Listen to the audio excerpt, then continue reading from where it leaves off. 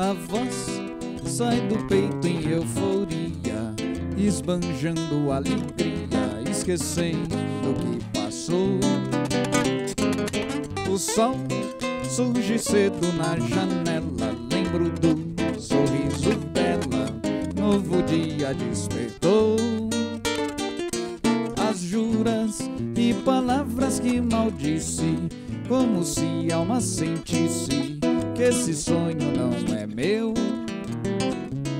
Morreram, se perderam simplesmente, e quase que de repente a esperança renasceu. As portas se fecham nessa vida, como a dor da despedida frustram nossos ideais. Os planos nem sempre se concretizam, sonhos não se realizam, muitos ficam para trás. Porém, bom poeta não se entrega, se levanta e não se nega a tudo recomeçar. Porque no final mais nada importa, somos todos folha morta, mas meus versos vão ficar.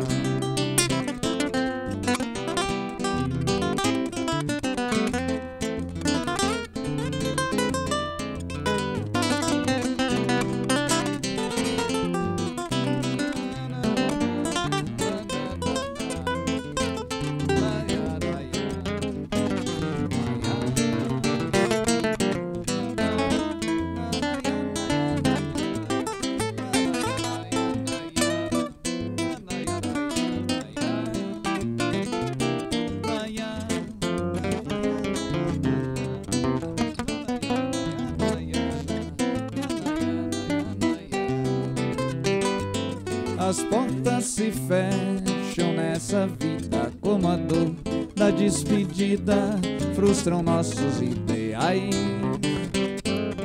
Os planos nem sempre se concretizam, muitos não se realizam, sonhos ficam para trás. Porém, bom poeta não se entrega, se levanta e não se nega a tudo recomeçar. Porque no final mais nada importa, somos todos folha morta, mas meus versos vão ficar.